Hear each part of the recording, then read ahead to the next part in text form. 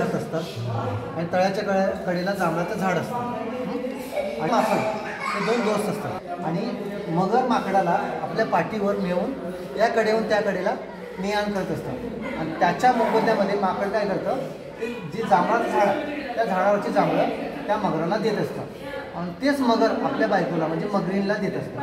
मग असं रोज चालत असतं. मग एक दिवशी काय होतं मगरींच्या डोक्यात काय होतं की एवढे जांभळे गोड आहेत खाऊन खाऊन त्या माकडाचं काळीज किती गोड झालं असतं. मग ती मगरीन काय म्हणते मगराला की मला त्या माकडाचं काळीज पाहिजे. पण दुसऱ्या दिवशी काय होतं मगर माकडाला तळ्याच्या मधोमध घेऊन जातं म्हणजे इकडं बी नाही तिकडं पण आणि ते म्हणतं की मला तुझं काळीज पाहिजे. तर माकड पण हुशार असतं. माकड काय म्हणतं माझं काळीज झाडावर ठेवलं आणि ज्यावेळी ते झाडावर जातं ते काय परत खाली येत नाही. तर ह्यातनं काय शिकायला मिळतं शक्तीपेक्षा युक्ती श्रेष्ठ. आता ह्याच्यावरून लक्षात येतं की ही जी गोष्ट आहे ही 1000 वर्षापूर्वीची गोष्ट आहे. हे आज तागायत आपल्या शाळेमध्ये शिकवलं जातं. म्हणजे तुम्हाला माहीत असेल की आपल्या आईवडिलांच्या पासून ती चालत आलेलं आहे. तर ह्याच्यावरून लक्षात येतं की 1000 वर्षापूर्वीची गोष्ट. चला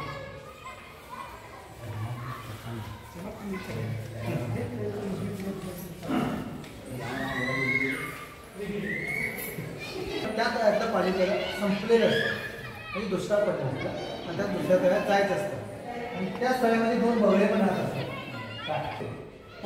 इच्छा असल्यावर तू उघडतो आणि खाली पडतो आणि कुत्रं पकडतो.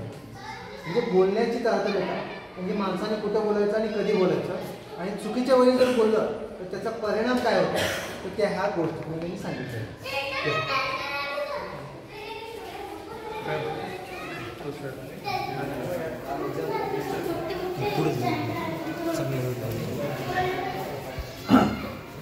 ह्या सप्तमातृका आहे. सप्तमातृका म्हणजे आपण 7 आसरा म्हणतो बघा तसं सप्तमातृका आहे आणि एकूण 9 मूर्ती आहेत. कडेचे 2 जेंट्स आहेत आणि मध्ये 7 दिवे काय आणि प्रत्येकाची खाली वाहनं दाखवली आहेत. दिसतं का अशी वाहनं आहेत. तर इकडचं कडचा जो आहे तो वीरभद्र त्याला खाली उतरा आणि इकडं गणपती आहे आणि आता गणपतीचं वाहन काय असतं उंदीर. परत ही चामुंडा देवी तर तिचं वाहन काय असतं मगर किंवा कुत्रं असतं काय. परत इंद्रायणी तर इंद्रायणीचं वाहन ऐरावत. परत वराहीचं वाहन रेडा किंवा म्हैस असतं काय. परत वैष्णवीचं वाहन गरुड. ब्राह्मिणीचं राजहंस असतं. परत माहेश्वरीचं नंदी.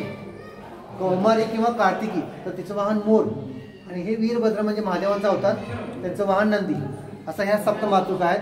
तर ह्यांचं विशेष महत्त्व काय असतं तर कोणतीही वास्तू जर बांधायची असेल तर स्टार्टिंगला ह्या देवींची पहिला स्थापना करावी लागते मग नंतरनं हे वास्तू उभं करायचं असतं.